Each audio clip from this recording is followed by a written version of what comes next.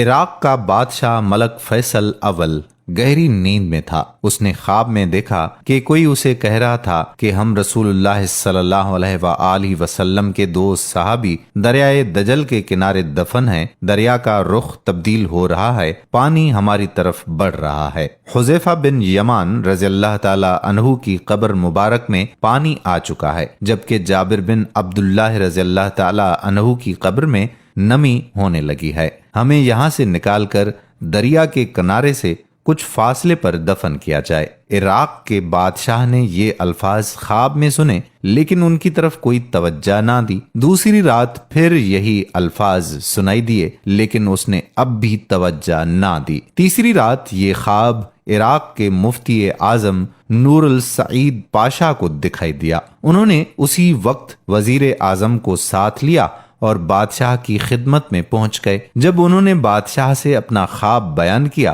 تو بادشاہ چونکا اور بولا، یہ خواب تو میں بھی 2 بار دیکھ چکا ہوں۔ اب انہوں نے مشورہ کیا۔ آخر بادشاہ نے مفتی اعظم سے کہا کہ پہلے آپ قبروں کو کھولنے کا فتویٰ دیں، تب میں اس خواب کے مطابق عمل کروں گا۔ مفتی اعظم نے اسی وقت قبروں کو کھولنے اور ان میں سے نعشوں کو نکال کر دوسری جگہ دفن کرنے کا فتویٰ جاری کر دیا۔ اب یہ فتویٰ اور شاہی فرمان اخبارات میں شائع کر دیے گئے اور اعلان کیا گیا کہ عید قرباں کے دن دونوں اصحاب رسول صلی اللہ علیہ وآلہ وسلم کی قبریں کھولی جائیں گی۔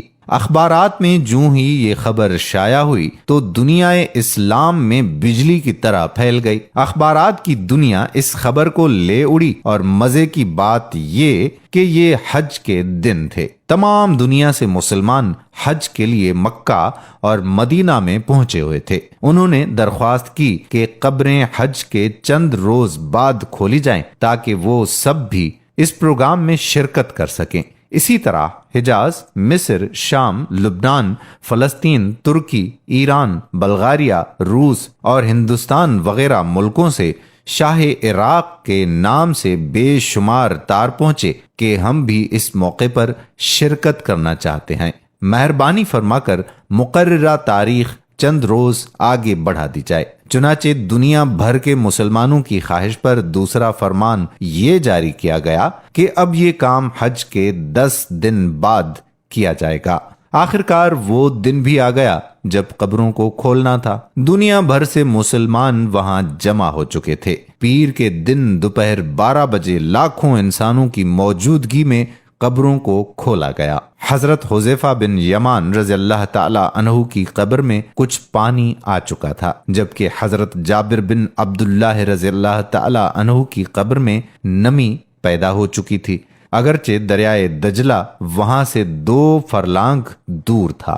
تمام ممالک کے سفیروں، عراقی حکومت کے تمام ارکان اور شاہ فیصل کی موجودگی میں پہلے حضرت حذیفہ بن یمان رضی اللہ تعالی عنہ کی نعش مبارک کو کرین کے ذریعے زمین سے اس طرح سے اوپر اٹھایا گیا کہ ان کی نعش کرین پر رکھے گئے اسٹریچر پر خود بخود آ گئی۔ اب کرین سے اسٹریچر کو الگ کر کے شاہ فیصل، مفتی اعظم، وزیر جمہوریہ ترکی اور شہزادہ فاروق ولی عہد مصر نے اسٹریچر کو اپنے کندھوں پر اٹھایا اور نہایت احترام کے ساتھ ایک شیشے کے تابوت میں رکھ دیا۔ پھر اسی طرح سے حضرت جابر بن عبداللہ رضی اللہ تعالی عنہ کی نعش کو نکالا گیا۔ دونوں نعشوں کے کفن بالکل محفوظ تھے، یہاں تک کہ داڑھی مبارک کے بال بھی صحیح سلامت تھے۔ نعشوں کو دیکھ کر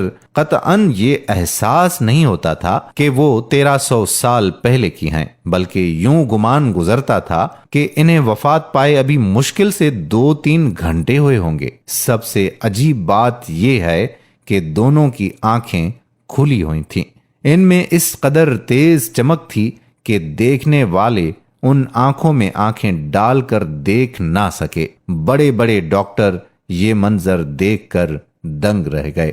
سچ ہے کہ محمد صلی اللہ علیہ وآلہ وسلم کے غلاموں کا کفن میلا نہیں ہوتا۔ امید کرتے ہیں کہ یہ معجزاتی اور تاریخ ساز ویڈیو آپ کو ضرور پسند آئی ہوگی۔ اگر اسلام سے محبت ہے تو آپ اس ویڈیو کو دوسرے لوگوں تک ضرور پہنچائیں تاکہ انہیں بھی اسلام کی تاریخ کے بارے میں پتہ چل سکے۔ آنے والی ویڈیو تک آپ کا میزبان قادر کلہوڑو آپ سے اجازت چاہتا ہے۔ اللہ حافظ۔